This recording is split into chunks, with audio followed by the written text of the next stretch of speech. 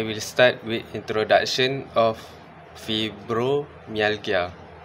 Fibromyalgia is a chronic disorder causing widespread muscle and soft tissue pain. It will affect millions worldwide, more common in women. The cause will be long-term fatigue, sleep disturbance, and mood change. We believe result mix of genetic, environment, and psychological factor. Definition of fibromyalgia defined as long-term musculoskeletal disorder with widespread pain and tenderness. It diagnosed when pain lasts more than 3 months and affect multiple body areas, linked to abnormal processing in the central nervous system.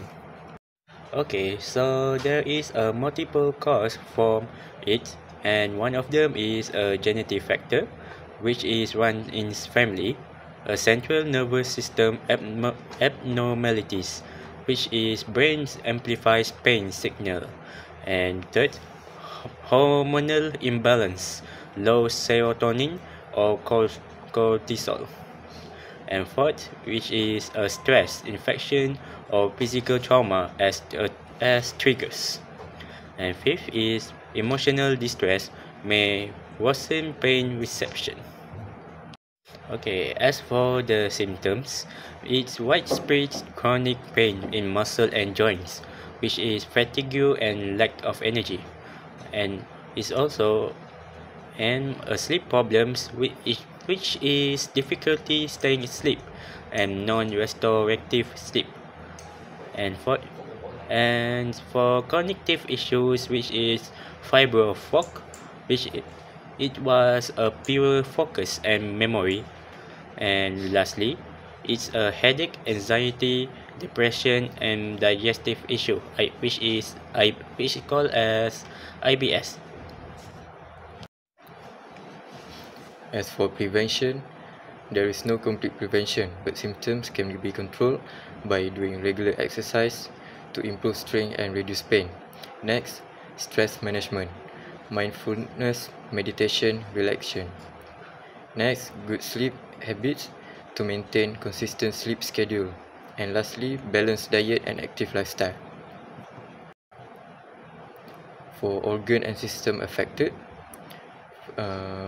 first of all is musculoskeletal system that cause pain and stiffness. Second, nervous system, altered pain processing or central sensitization.